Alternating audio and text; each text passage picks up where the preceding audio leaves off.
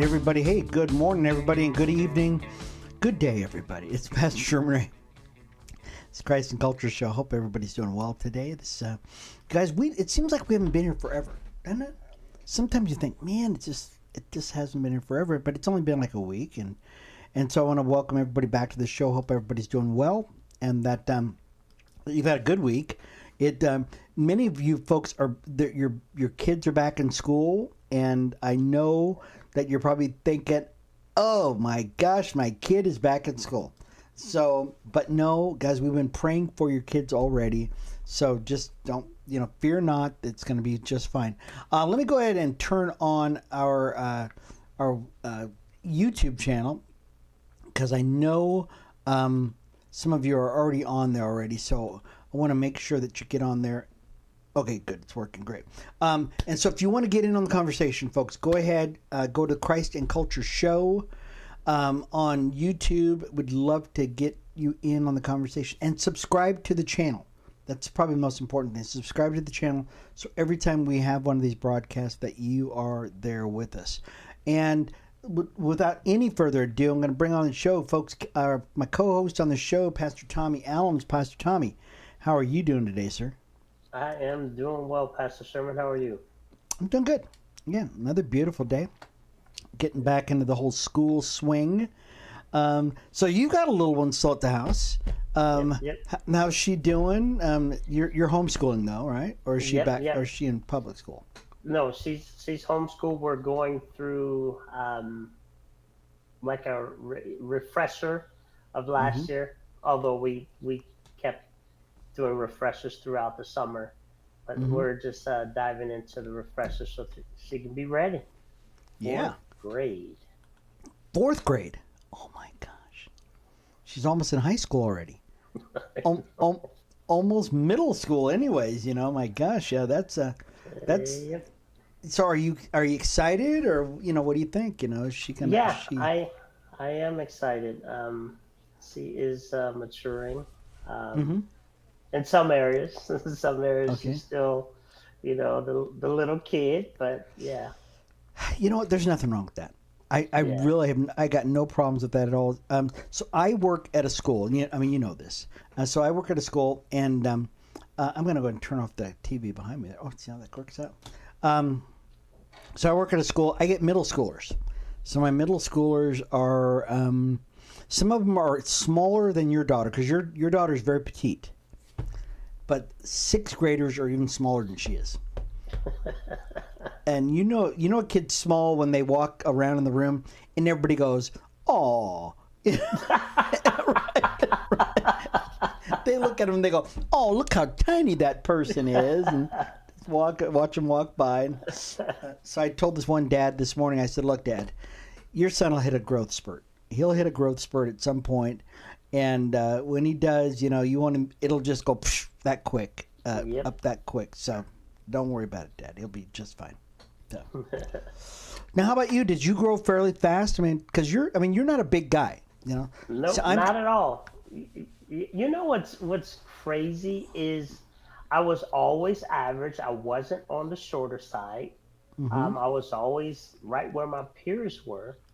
And when I was maybe 9 or 10, they had I don't know if you had one of these, but our doctor had this little chart, and he said, okay, he's this age and he weighs this much and he's going to be 6'1". Well, he missed it. Just missed it, did he? So, yeah, and I was the same way. I've always been this tall. I mean, I went up to like 5'8". No, I'm not 5'8". I've been this height since I can remember. I really, and I was always the tallest kid in the school. And then everybody else went, brrr, and they went right by me. And my grandson is 6'5". Whoa. 6'5". Yes. Wow. He's a beautiful kid. I'll tell you, he's tall, thin, lanky. Skin. He's think about you, but about 6'5". Wow. Bone structure and everything, right? And so we were working on his car last week. Oh, as a matter of fact, I've got to give him a call because I had to work on his car again. and so I couldn't get my arm into, because I've got a fairly big arm, and I couldn't get my arm into the section in his car. Excuse me. He goes, "Let me try, Poppy." And he's like 6'5". He was like a snake, just kind of. I go, "How did you get your arm?" He got it all the way to like the elbow, just got it all. And I goes, "Poppy, I haven't gotten really bigger." It's just so That's thin. funny. Yeah. So, anyways, well, we just pray for our kids, guys. We just pray for our kids. They're back in school, and we just hope that they are doing well because they've got so many obstacles, so much going. Yes. Right? Yes. I mean, these kids are doing things. When I first went back to working at the school district, I thought to myself, man, I wonder how kids are doing. Oh my gosh. I was just, some of the kids. So let me tell you before we get started on the show. So one of the kids, because we talk about the kids quite a bit as a staff, about what the kids are doing, who they are, and they've come back, and how they've been and stuff like that. And so one of the kids, we'd all predicted that this kid. So I'll tell you the story about the kid. The kid's name was Santiago. So Santiago was a kid who wanted to be a cholo. I don't know if you know what a cholo is, but cholo kids, they want to be, like Cheech and Chong, they want to, wear the shirts, and they want to say essay all the time. He wants to speak Spanish all the time. He doesn't even want to speak English, right? I'm real Mexican, and stuff like that. He wears the little head and bandana and the glasses and the buttoned up shirt. Well, over the summer, which is just a couple of weeks, our summer, Santiago got picked up by the police. He got deported. Whoa. 13-year-old kid, 14-year-old kid.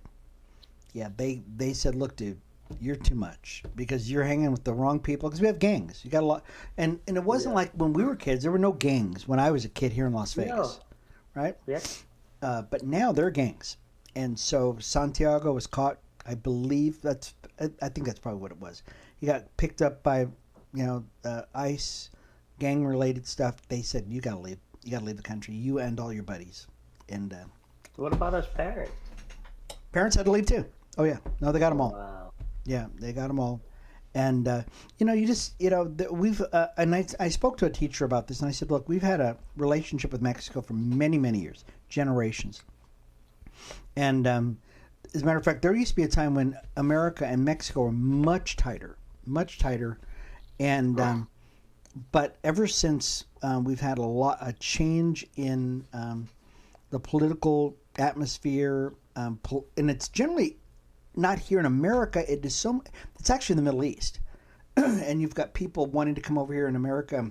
So we've tightened up our borders, and it's affected all our relationships with all these nations because it's very tough to tell the difference between an Iranian, a Middle Eastern person, and a Hispanic person. You just can't tell the difference between them as they're walking by.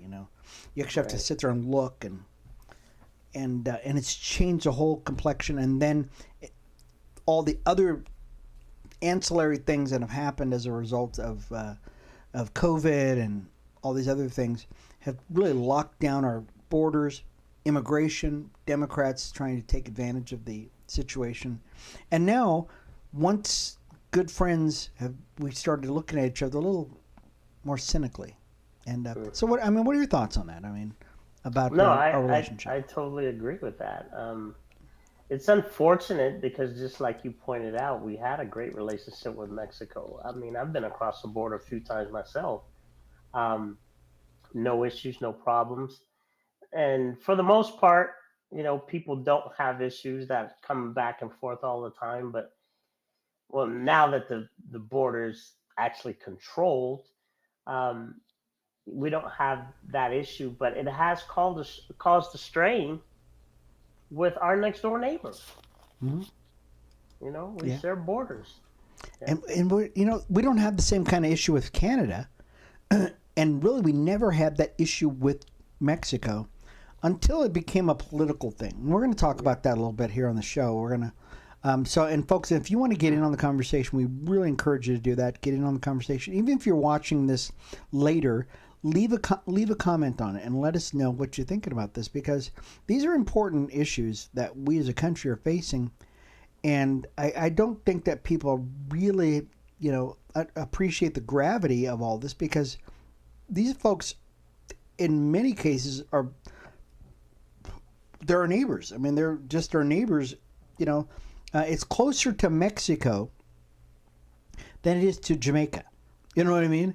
And Jamaica is the number one destination for Americans, and yet we are right next to Mexico. We could be, it could be so fun. It could be just great, but it's not. So, anyways, well, let's go and let's turn a corner. Let's talk about world affairs here, and that's really what the show is about. Let's talk about what's going on in the world. Let's start with a story. It's from SRN News, and this story really talks about what's going on with the cross-border fight between Gaza and Israel, also. And we've probably seen this on and off for the last it seems like forever. Prime Minister Benjamin Netanyahu says Israel plans to widen its coming offensive beyond Gaza City to the last areas not yet under Israel's control.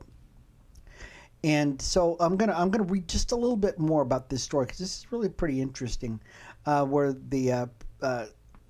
it looks like Israel says that they are going to take over much of Gaza right now. And it says where most of Gaza's 2 million residents have sought shelter as the territory slides towards famine. The mobilization of forces is expected to take weeks, and Israel may be using the threat of a wider offensive to try to pressure Hamas into releasing more hostages or surrendering after 22 months of war sparked by its October 7th, 2023 attack. This is big. I mean, this is a big story in that many people believe that Israel would, just kind of stop at Gaza and keep bombing them and then stop and wait them out. But it doesn't look like Hamas is really interested in giving up these last remaining hostages. And to make matters worse, the people in the Philistines that live in Palestine, in Gaza, are not as interested either to try to stop this battling, because they don't pressure Hamas into giving up the hostages. And so Israel's got its back against the wall. It's got its back against the wall because it's got its own people at home saying we want the hostages. And then it's got people abroad saying, well, wait a minute, you guys are starving out these people. What are you doing? And they got this humanitarian thing. So, Pastor Tommy, give me your thoughts on what Israel is facing, and maybe you have some solutions that they could, lean on, and maybe get some thoughts up from. Go ahead. It is definitely quite the conundrum, for sure. They're in a tough place because everybody in the world is playing politics against Israel. Mm-hmm. Anybody who wasn't anti-Israel would be able to see clearly what is actually going on. And what I mean by that is, you said it, Israel's back is up against the wall. The war could cease right now, just like Israel said, if they let go of the hostages and lay down their arms. That's all it's going to take. But they won't do it. And so and they won't release the hostages in a deal, because there's been many deals put on the table, and Hamas said no.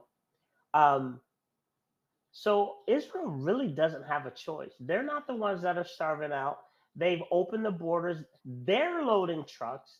They're actually paying for the food that's coming in, a lot of it, not all of it. And, it's actually Hamas that is causing the riots and shooting people when they go get the food. And then they blame it on Israel. So the world says, oh, Israel is bad. Israel is doing this. And then on top of that, the family members of the hostages are actually demonstrating against the government, saying, bring our hostages home. I get it. You want your hostages home, but Hamas won't take a deal. So do we just give up the entire country for 50 hostages? I don't I'm not to put a value on a life. Mm-hmm. You Sure. you can't do that. Yeah. But to give up your entire country for 50 people, I Yeah. just I don't know. That's isn't that the conundrum though? It's like, do the Palestinians, the Philistines, so little value their lives because they're going, no, we are not giving up we're not giving up those hostages, because like you said, they could make it really easy. They could force Hamas right now and go, even if people go, they're here, and point out they're right there. Don't shoot us. They're right there. Right. We don't want to die anymore, because literally, Gaza, and President Trump brought this up. He said that should be a resort town. It was. It could be. It's a parking lot right now. It's a devastated parking lot. It's been razed, right? I mean, bombs and everything else, buildings falling down, and so it is uninhabitable. It's uninhabitable right now, and it doesn't have to be that way. It just doesn't. And yet these people are going, we don't care. We don't care. We would rather die than give up those rest of those. So what do you do? Well, I just don't. Them. They said they don't. They'd rather die. Well, we're going to help you out. I mean, and yet the world says, no, you can't do that, Israel. You can't kill these people. I'm going, but guys, you do see what's going on here, don't you? I hope I'm waiting for Netanyahu to say, guys, you do see what's going on here, don't you? These people want to die.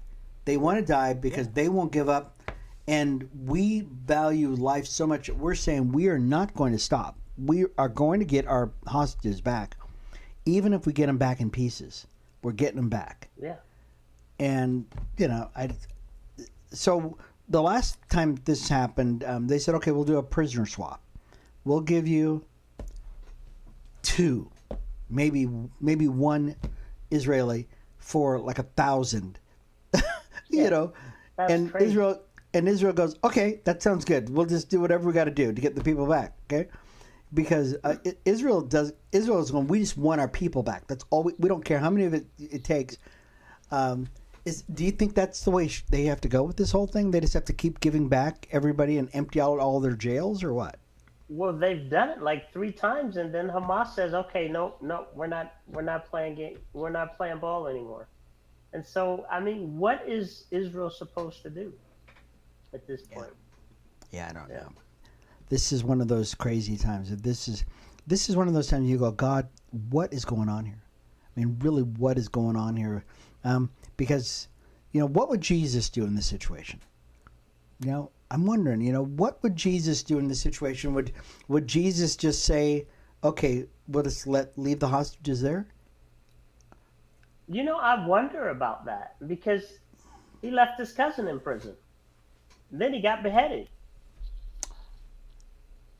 But then there was a parable where he left the 99 to get the one. But that was the one sheep that was his. Yes. So would Jesus just say, hey, look, I'm going after the 22? I don't know how many hostages are still left. But metaphorically, they could be one. Is Jesus going to say, I'm going after that one because I won't stop? Because he says, guess what? I'm not slow in coming, but I want everybody back. And so I'm willing to take whatever sacrifice there is. So that's my question. Would Jesus just keep going at this, or would he say, hey, okay, all those people are going to have to die? They're hostages. That's a really good that's a really good question, because you think about the prophets throughout the Old Testament that came. He didn't save them. I mean, they're saved, but I have a saying. Okay. I'm not afraid of death at all, because I view it this way: either God is going to deliver me from death, or He's going to deliver me through death. So either way, because I'm His, I'm delivered. There So you when go. you kind of think of that, um, if these people trust in the Lord, better to be with the Lord, than to be here. I mean, Well, yeah, and I'm wondering if people are just they're agonizing over this question. They're agonizing because I'm sure we're not the first people that have asked this question. You know, what would God do? What does God want out of this whole thing? Because I would assume that God does not want these people suffering. I'm sure that God's not saying yes. That's fine. Go ahead and let them suffer. He's not saying that. And yet these guys are not letting these folks go. They're just not going to let them go. They're going to wait because it's leverage for them, and they know that the Israelis are not going to give up anything. So it's a very tough thing. So maybe you have an answer, folks. If you're watching this broadcast right now, maybe you have an answer to this whole thing. Go ahead and send us a note. Just send us a note at christandcultureshow@gmail.com. It's christandcultureshow@gmail.com. We'd like to know, because God's got. We don't know. We don't have the answer. I mean, we just don't. This is a tough one. It really is. And this is a tough question too. There was a story out of Christianity Today, and interesting story. I mean, this has been happening. I don't think people even realize that this was going on. I think the title is going to give this away, guys. The title of this article is "Foreign-Born Religious Leaders." Get this: foreign-born religious leaders face deportation. Yeah, some of you are probably going, "Oh yeah, really?" But there's a bill that could change, and here's what's going on. There are plenty of workers that are here in America who have come here on visas. They've come here on work cards, and this is a story about one of them. Because just because you're a religious worker doesn't mean that the government all of a sudden says, "Oh, go ahead, well, turn an eye on these." There's a worship leader by the name of Bruno Ponce, and he is in Brazil. He's from Brazil. Brought over his wife, and I believe they've got 2 or 3 children that were born in America. But Bruno, in another short while, is going to have to leave the United States, go back to Brazil for a year, and it would mean uprooting himself, his wife Anna, their 2 American-born daughters, from the place they now claim as their own home. Okay, they're on a visa. The church is eager to keep the worship pastor, lead pastor, Calvary Calendar, I believe his place, is hired an immigration attorney, invested time and resources to bring Ponce on staff, and he doesn't want to lose him right now. Okay, this is a tough one, guys. As the article goes on to say, it says the same dilemma faces thousands of foreign-born faith leaders, international religious workers, and missionaries from overseas who are in the United States on religious worker visas, as well as churches, parishes, and ministries they serve. So, Pastor Tommy, here's my question to you. This is a tough one. This got to be a tough one. I mean, these guys know that their visas are only going to last this long, and yet they still find themselves at a place now where they're going, well, wait a minute, but I'm doing the work of the Lord. Should the United States make an exemption for them, I guess? Or should they, what should they do? The whole reason, from what I understand, is for I don't want to call it panic, but the concern that's coming is because of all the people that came over the last 4 years have created a backlog that used to take just a few months, now takes several years to get these through. And so if I read that correctly, so that's why all of a sudden the concern now. There has been, from what I understand, also a bill that has been presented to allow them to take a different channel. Like, I I guess they're going to create a different channel specifically for religious leaders or that kind, and so that would make the backlog a whole lot smaller. But if it goes through, then fine. He's probably going to be good with all the other people that are there. But however, because it's happened, if they can't extend them, if they can't give them a courtesy extension to try and take down some of that backlog, um, then I guess they're gonna have to go back if they don't fix it. Mm-hmm. But the good part is they're able to come back. Some people aren't able to come back. I have heard of, and we saw this story a couple of weeks back, where a pastor came to the United States illegally. Started up a church. I don't know if he was a pastor before, and then he came here. I would assume he wasn't, that he had got a calling on his life while he was here, and started a church. And his church had and it wasn't like a small one guy, me and my wife type thing. He had a congregation, and they said, "Dude, you're not even supposed to be here in the United States." And they said, "You got to leave," and they deported the guy. I would think that America. So if you come here and you're a basketball player, guess what? There's a carve out for you. You come here as a football player, there's a carve out for you. You come here as a musician or something like that, an entertainer, okay? And we're talking about an entertainer. Somebody who's really, their job doesn't really, it contributes to the social fabric of America, but it's not essential. You're not like a doctor, you're not like an iron worker or something like that. You play basketball or a pastor. I would think that they would say, guess what? Pastors are in line with the stated goal of America. The stated goal of our founding people who came to this country was to spread Christianity. I would think that they would say, "Oh, this is a no-brainer. Yeah, you're a pastor. Oh, sure. No, you stay here. You can do whatever." As a matter of fact, we need more pastors in the United States. We don't need. I'm sorry to say this. We don't need more basketball players, guys. Right? Do we really need another football player in America? Yeah. Right? I just don't see it. But they make exemptions for all of these guys. If you're 7 foot tall, oh no, stamp, get him in. Yeah, so, you're right. Yeah, so maybe we'll be praying for this pastor, that because I think that this to me it's a no-brainer for this guy. It really is, because that's what America is about. It's about spreading Christianity. It's not about another entertainer, maybe a rapper or something like that. Oh, speaking of rapper, Zoran Mamdani is our. It just happens to be our next.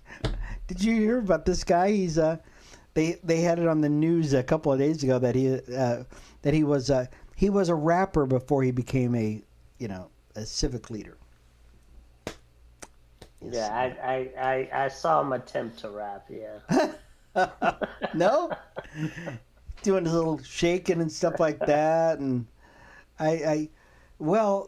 so Zoran, this is a very interesting story, where Mr. Mamdani, and many of you guys know that Zoran Mamdani is running for mayor of New York City. And so there's this interesting thing that, and here's the thing about it, is he actually, it comes from privilege. He comes from deep roots. His parents, if any of you watch any of the Bollywood stuff, you will see Zoran Mamdani's kinfolk who are part of that. His mom, I believe, is doing it. I think his father works at a university. They're rich. They're quite a bit of money. He makes about 6 figures even without becoming a mayor. And so in New York, they have what they call rent freezes. What do they call this? They call it rent control. And so they regulate their rent. And so where a place where you would normally stay at would cost you X amount of dollars, because of the city council, they make it so that it's affordable to the everyman, right? Well, Zoran Mamdani, who's quite rich, I guess qualifies as everyman because he lives in one of these rent control apartments. Andrew Cuomo, he was running against Zoran, and other people are starting to say, "Hey, wait a minute, why are you in a rent control apartment in New York when you make over six figures?" Here, let me read just a little bit of this story for you. It says Andrew Cuomo's revelation that his mayoral rival Zoran Mamdani lives in a $2,300 a month rent stabilized apartment. I guess that's the real name for it. Rent stabilized apartment in Queens may surprise those who labor under the illusion that low rent apartments are meant to help those with low income, right? But there's nothing about New York's system of 960,000 rent-regulated homes to ensure that it's the case. Here, I guess this is what it is. They said that, yeah, they call them rent-regulated, but not. But I think they're under the misnomer that this is for low-income people. No, they're just giving it to anybody. So Cuomo had the courage. He'd be making the point that not just that this is a problem, that this guy is living in a rent-controlled apartment. So my question to you, I guess, Pastor Tommy, my question to you is, Zoran Mamdani, arguably in the upper caste, in the Indian, culture, because he is Indian guy. He's not black, you folks, guy. Even though he claimed to be black when he was applying for college, and many of you probably already know that. He's not black. He might have been born in, what is it, Uganda? I forgot where he was born. Yeah. He was born there, but he is no closer to being black than I am being Chinese. Okay, so what do you think about this guy? The nerve of this guy renting and applying and living in a rent control apartment in New York City. Well, hypocrisy has no. Oh my gosh, this is hypocrisy. It really is, because he wants to be a socialist. Mm-hmm. He's wealthy, but he's taking advantage from someone who is not as wealthy as him. He's taking advantage of a system, even though it's for everybody. But the system was designed to help people that's less fortunate than him. And so, it's just epitome of hypocrisy to me. You're gonna preach socialism. Mm-hmm. You're wealthy, and then you're gonna move into a place and take a spot from someone who can't rent a place that you can rent at. I don't know. It's just, yeah. No. See, here's the thing about socialism. Socialism is, it's about, yes, all of us are poor together, but somebody's got to be rich, right? So guys, and I'm gonna volunteer to be the rich guy. You guys don't mind, as long as we all stick together, brother. It's like, without my money. Yeah, somebody's got to count the money. I'll be that guy, right? And it's like, and I don't think people realize that. They don't realize that, guys. Guess what? We're all down, except for one person's got to be up, all right? And that's why socialism doesn't work. Exactly. That's why communism doesn't work, because it's like we all are in this together, except for I get to go to. So this guy spent a week on his wedding trip just recently. Well, I didn't see that. So he just got married. He flew home about a week. It was about 2 weeks ago. Flew home. And now his wedding was a lavish affair. He had armed guards around his place to make sure all the riffraff don't get in there. While he was telling everybody else not to have guns and stuff like that, he's guarded by these guys with these big guns, right? And then after a week, he says, "Oh, okay, I'm coming home now." Okay. Well, I thought you were a socialist. I thought you didn't like capitalism. How did you make all that money? Oh, so somebody cared about it enough to pay for your wedding. Why didn't you donate all that money to some social cause or something like that? Right. No. he's a phony. He's such a phony. And so his stated goal for running for New York, guess what his stated goal is to why he's running for New York mayor? What is it? It's to stop Trump. To stop Trump. I thought you were there to make things better for New Yorkers. So people have already got problems with this. What is it? Government-owned stores. Basically nobody pays for anything, and I'm going. Somebody's got to pay for something. You know, the American way is a certain way. You know, we have a certain thing. We're into capitalism, but I guess he's not. He's not on the same page. I don't think this guy's on the same page as everybody else, and I think Americans. Matter of fact, let me. I'm gonna skip down to somebody who actually has something to say about Mamdani, and this is former New York Police Department Commissioner. His name is Ray Kelly. Former New York City Commissioner Ray Kelly is warning about what will happen if Zoran Mamdani wins the mayor's race in New York. But they said unfortunately his win is pretty much assured, and so Ray Kelly he's saying basically things are going to go bad, you guys. I mean, you thought it was going to be bad when you have both sides, Republicans and Democrats, voting for this one guy. You know something's bad. Now the Democrats want him because he's cracked the code. He's cracked the code on how to get people to come out and buy a line of nonsense. I was going to say something else.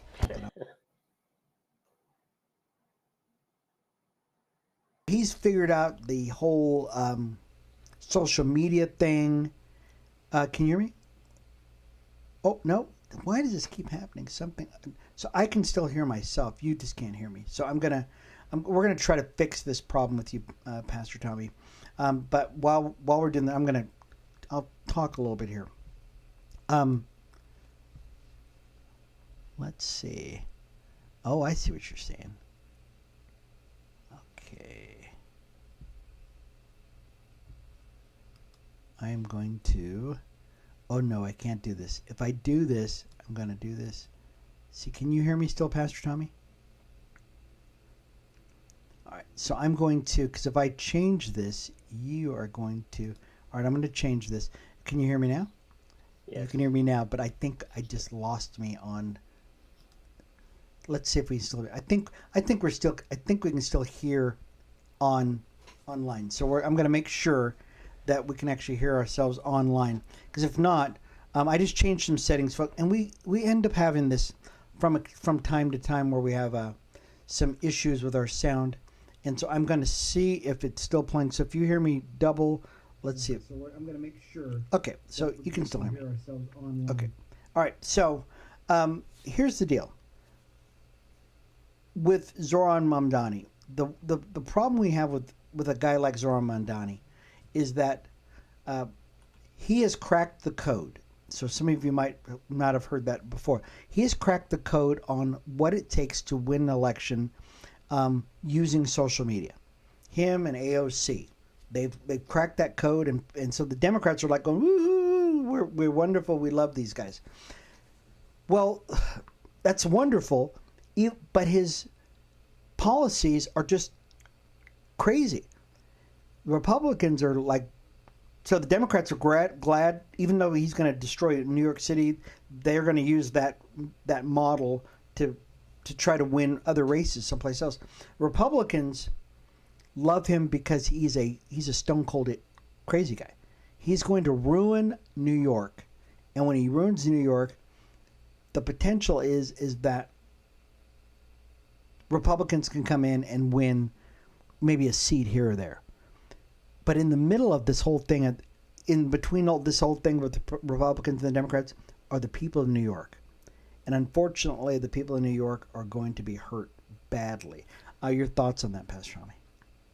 Yeah, this is politics at its best. I mean, the people are always the pawns when politics takes precedence over what's actually needed to be addressed. Yeah, I do feel bad for the people of New York, but it's up to them because they're the ones that are voting. So if they wake up and see what's going on, they have the opportunity to fix it and not allow it to happen.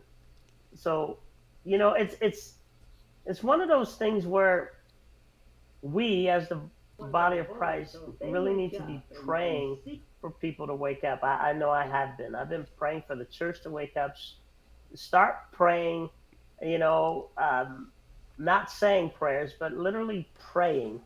Most people say prayers like, Lord, bless me, heal me, I need this, amen. But people, we really need to start praying and digging in for the body of Christ to wake up, to be sensitive to the Holy Spirit, and try and win these battles in the Spirit, because it's easy to just allow these things to just kind of let them take on a life of their own. But this is how we got here in the first place, because people were asleep. So yeah, we just really got to pray that he does not get in, and because I do not feel good about him being in that position. Oh no, no, no. I think the scariest part about this whole thing is that he's probably going to win. He's definitely going to win, and okay, I get it. Democrats are saying, "Oh, he's the next, greatest thing," but they don't care. Because if they cared, they would go, "No, no, absolutely not. There's no way we can allow somebody like this to actually come in to our country and take over," because the Democrat Party's already been going left many, many years now. I mean, they've just kind of it started before Bernie Sanders came in. They were already going left. And now this guy comes in and he wins outright, right? It's not as though they said, hey, let's try to prop this guy up. Let's try to do something to help this guy. They didn't do anything. As a matter of fact, I don't think they, much like Andrew Cuomo, did not see this coming. A few weeks before the election, I think Mamdani was 1%. And then all of a sudden the election comes up and they go, oh my gosh, he's going to win. They've got this ranked choice election thing and he wins. And it's like, oh my gosh, I cannot believe this guy won. And now he's a juggernaut. They're not going to be able to stop him now. So what are you going to do? So we'll just keep our, let's keep our fingers crossed on this because, fingers crossed, let's keep praying about this because this is going to be crazy. Let's shift gears for just a second. Some of you folks, and I'm hoping you're keeping up with this. If the sound quality does not sound really kosher to you folks, we're having some sound problems here, but we hope that you stick with us on this and that you're able to continue to keep up with us. But if you have any questions, go ahead and let us know. Go ahead, write to us at christandcultureshow@gmail.com. It's christandcultureshow@gmail.com. We would love to get you in on the conversation. I know that you probably have been keeping up with this, but President Trump over the weekend said, guess what? I'm going to take over the policing in Washington, D.C. After several high-profile, crimes occurred, the president said, I'm done. I'm done with the whole thing. And I'm going to federalize the police in D.C. And, of course, the folks, everybody's going crazy about this. This is an AP story. It says President Donald Trump took unprecedented steps towards federalizing Washington, D.C. on Monday, saying it needed to fight it needed to fight crime, even as city leaders pointed to data showing violence has gone down. He took command of the police department and deployed the National Guard under laws and constitutional powers that give the federal government more sway over the nation's capital than other cities. And it's called the Home Rule Act. And this is very interesting how the Democrats are like going crazy. They're saying, oh, President, you can't do this. This is unprecedented. Well, just because something has not been used before doesn't mean it's unprecedented. They've not also had the kind of craziness within these states. And I think what is going on is that you've got an unprecedented number of killings. You've got an unprecedented amount of carjackings, an unprecedented amount of crime perpetrated by young adults that leave the president with no choice. He's saying, look, this is the capital city of our nation, and you've got people running buck wild all over the place, people killing everybody, people going in jacking cars, going in and having masses of teenagers would go into stores and rob the place. People come to Washington, D.C., and they're expecting to come to the nation's capital, and that's going to be great. And they're seeing thugs. On the road is written Black Lives Matters. And here's the thing about it also is that you've got people saying, well, it's a predominantly black neighborhood, and so it's racist. I'm going, no, I think that's an indictment of the mayor saying, how could you let this happen in the nation's capital? As a matter of fact, she should be ashamed. She should be so ashamed and saying, I cannot, I'm so sorry. Thank you for helping me, but you should not be getting all crazy about this and going, oh my gosh, you're racist. How dare you? How dare you in the nation's capital allow the nation's capital to become something like this? I need your thoughts on this, Pastor Shami. I agree. It's a shame. It's a shame that we have come to the place where we can't recognize good versus evil. My grandfather taught me, he says, I want you to know the difference between, good and evil. And nowadays, people are confused about that. And when you try to stand up for good, they get angry. He said, if you don't fix this, we're going to federalize this city. If you don't fix it, if you don't get a handle on it, we're going to come in. I'm going to send the National Guard in, and we're going to take over. And he did. He kept his word. But to call it racist, I mean, they call everything racist now. I can't believe there was one lady saying that we need to get rid of math because math was racist. I'm convinced that these people have lost their minds. And these are the ones who are actually condoning this type of behavior. And young people, they're going to do what their environment does. If they're seeing people carjacking and drugs and all this, and that's all they see, and they don't see anyone saying, hey, this is wrong, we got to stop this. They don't know any better. And then when someone does come in and your mayor says this is racist, all that is doing is adding more fuel to the fire. Yeah. Because they're saying, hey, it's us against them. They don't like us because of our color. Let's rise up. That's what they're saying. That's how people in the hood are going to take it. I grew up in the hood. That's what I'm saying. So it's a shame. It really is a shame. This is it's insanity. I don't understand how these leaders, these political leaders, can actually call themselves leaders, and they say, "Oh yeah, you can go ahead and rob whatever you want. Just don't rob so much. You can go ahead and shoot. Just don't shoot so much. You can be disrespectful. Just don't be disrespectful that much because, or give them license to do it and go, hey, guess what? Go ahead because you've been aggrieved." And well, here's the deal about it, guys. We live, as a leader, you've been given that status, that title, to uphold the laws of the land. Your job is not to say, I don't like the president, so I'm not going to uphold the laws of the land. Okay? That's not your call, As a matter of fact, you should be thinking, okay, I'm going to show our people that we can. So they said that a righteous people. I'm trying to remember the saying because I'm going to be doing a teaching on it this weekend, though, and it says a righteousness. Oh gosh, I'm going to forget the saying, but it's basically saying that a righteous nation shows how righteous it is by how much it loves the Lord. And I'm quoting it wrong, but we have to, as a nation, love the Lord more than we hate the other guy. And if we love the Lord more than we hate the other guy, then guess what? We're going to do the things that show. We're going to uphold justice. We're going to do the right thing. And unfortunately, you got leaders that are not doing that.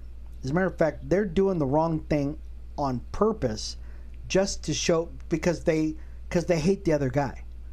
And here's the worst thing about it, is it was all a hoax. That got them to this point where they're hating the other guy. Democrats, by and large, hate Donald Trump because of a lie. Yeah. A lie that was started by them. Yeah. and it was started by them so that they could have power, which is, I got to tell you, that's evil. That is evil. Right? There's nothing righteous about that, right? So you make up a story about another guy who's of a different political party. You perpetrate that lie. You foment it. You expand it. You fan the flames of it, and now you're saying everything we do is because we hate that guy because of a lie that you told about this guy. That's a sheer evil. That is evil. So Pastor Tommy, what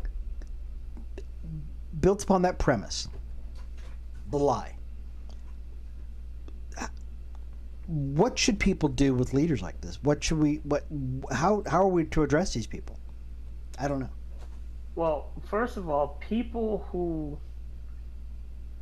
really pay attention should ask the question, why is Donald Trump a Republican in the first place? Because he was a Democrat. Mm-hmm. And they need to ask why he's no longer a Democrat but a Republican president. And so people, it's just crazy that people love drama. They love, Scripture even says men love darkness rather than light. And this is why a lot of people won't come to Jesus, because they feel like they're going to get exposed. But being exposed is good, because now you're covered. Once you get exposed, he covers you with his blood. So people love drama, which is why we got a lot of dramatic movies. And they're playing this out with so much drama. It's entertaining for a lot of people. And it shouldn't be, because this is our lives. We have to live this drama out. Yeah. When we're watching the president, and then all of a sudden there's an attempt on his life while we're watching it, that's crazy. They're subjecting this whole country to the ramification of their lives. And so people should, I've really been praying for people to wake up. But some people, just sleep right through the alarm. Just wake up, please. Wake up. Yeah. Pastor Tommy, so I found that it's Proverbs 14:34. So righteousness exalts a nation. That's righteousness. I don't know why I couldn't remember it. I'm working on a sermon about it. But it talks about that, guess what? It's not just righteousness as us as individuals, but it's righteousness of our nation. And our political leaders are just not righteous. They're not looking for doing the right thing. They're not making They're not making right moral judgments. They're not looking for justice. They're just lying. I mean, this is not just, I got a difference of opinion of trying to get to the same place. Okay. I believe that we should, go this way to get to this point, and you believe we should go this way. Okay. No, they're just being evil. This is just flat and out evil to get power. They told a lie about this guy, and I've been watching more and more about the whole Russia thing, because that's really at the foundation of this whole thing, where you got Barack Obama says, guess what, I want to screw this guy, Okay? I don't want him in office, so we're going to start this lie about this guy. And he got the Department of Justice, he got the FBI, CIA, he got everybody to get in on this thing. And it went like this. It started out as something fairly small, and it went, and it got even bigger. And then for the next 4 years, even after that, so from 4 years of his presidency, 4 years after his presidency, they wanted to make sure this guy still never got back into office. Okay? They perpetrated a lie. They continued to lie. And they got other people who were in the justice system, judges, not people sworn to on an oath on a Bible. They swore an oath on a Bible that they would do righteous things. Okay, they lied. They said, guess what, we're going to create another myth about this guy to make him seem like he's worse, that he's not even a child of God, is what they're trying to do. And I've been reading about this to start next week. Or maybe we'll do a special show about this. But they were able to get judges, nationally known judges. They shopped judges to say, hey, would you lie for us? Would you lie for us? Would you lie for us? And they went, yes, we will lie for you guys. To try to wound this guy, to make him a felon so people wouldn't vote for him. I'm like, guys, this is not your... America was founded upon something totally different. And you make this country look so small. Can you imagine people looking at America and going, I don't know if I really want to go there because of how unrighteous you folks are. I mean, your thoughts on this, Pastor? I know we don't have time to get into the whole article, but we just got a couple minutes. In the last couple minutes we've got, can you just speak to the whole, I don't know, maybe the big lie about Democrats, President Trump, judges, that kind of thing.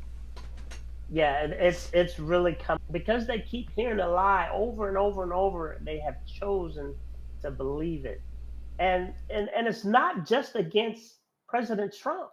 It's all who don't see the same view as those who are telling the lie.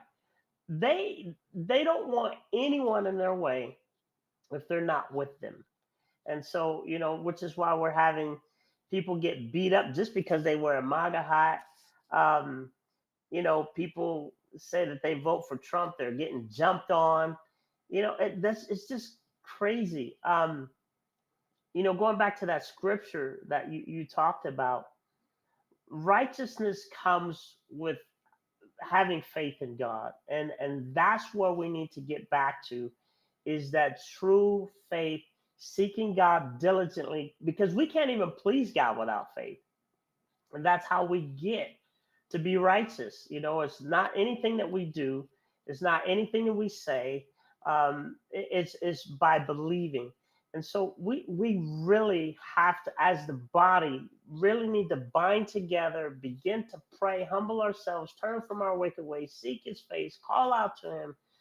And he said, if my people will do that, I will heal their land. Our land needs healing, and no man can do it. We could see as great as he is and what he's doing in the White House right now, he can't do it by himself. You're right. There's too much opposition. Yeah, he can't do it himself. He needs a praying people behind him. Really does. Yes. In God, we still trust, you guys. We still trust in God, that his sovereignty is still sovereign, and that he is still on the throne. So it's going to take a move of God, though, because right now, and here's the good thing about God, and this is how cool God is. Through all of this, guess what? Trump assassination attempts, not just assassination on his character, assassination on his physical man, all failed. Every one of them failed, and he's still a president, and he's still moving through with an agenda. And I know we got to leave here, and we're running over. I wish we had more time to talk about this. Even China's Belt and Road Initiative, where they're trying to take over the world, sputtering out, right? God is so divine. I love it. I really, really love it. Anyways, Pastor Tommy, thank you once again, brother. And so sorry for the technical difficulties we had. It sounds like we got most of it pretty much fixed, but we'll do this again tomorrow. Amen. Or we'll do this next week, and we'll come back to this, and hopefully we'll have better technical, things going on. Okay. Yes. All right. God bless. God bless you too. And folks, we want to thank you for being a part of the broadcast. And sorry once again for the technical difficulties we had here, but I think we've got most of it settled. If you have any questions, write to us at christandcultureshow@gmail.com. It's christandcultureshow@gmail.com. Check us out on Spotify, Apple Podcasts, YouTube. Subscribe to the channel, guys. Subscribe to the channel. We love you. We will see you again next week for more of Christ and Culture Show. It's been Pastor Sherman. We'll see you later. Bye-bye.